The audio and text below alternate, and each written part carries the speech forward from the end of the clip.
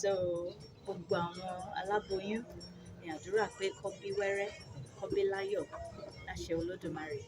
Then àwọn tó ń wọ. Thanks for watching Ifecityblog TV. Kindly subscribe to our channel and don't forget to like, comment and share. Ọmọ náà, Osara jẹ́ deity tó máa ń pèsè ọmọ. A dúpẹ́ lọ́wọ́ Olódùmarè pé à ń ṣe ọdún yìí ó dẹ̀ ń yẹ wá. Láṣẹ Olódùmarè kó tó di ọdún tó ń bọ̀, à rí oríṣiríṣi àwọn èèyàn tó máa wá dúpẹ́, tó máa wá kẹ́ ọ̀sà torí pé wọ́n ti béèrè ọmọ, ó dẹ̀ ti dá wọn lóhùn.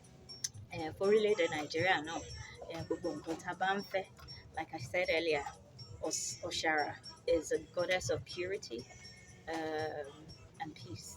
So mo gbà ládùúrà pé orílẹ̀-èdè Nàìjíríà kó ní ìlọsíwájú, kó túbọ̀ máa ní ìlọsíwájú sí ká máa ní nínú owó, ká máa ní nínú ọlá, ká máa ní nínú àlàáfíà àti ọmọ àti ọlá baálé ọ̀rọ̀. Ṣé mo dúpẹ́ by this time next year láṣẹ Olódùmarè inú gbogbo wa máa dùn, ayọ̀ wa máa kún, ọmọ wa dẹ̀ balẹ̀ láṣẹ Olódùmarè. Gbogbo ayé ò nílò fún wájú o, a máa ṣọdún mọ́dún, a máa bímọ lémọ láṣẹ gbogbo àwọn tó nílẹ̀. Ṣé mo dúpẹ́?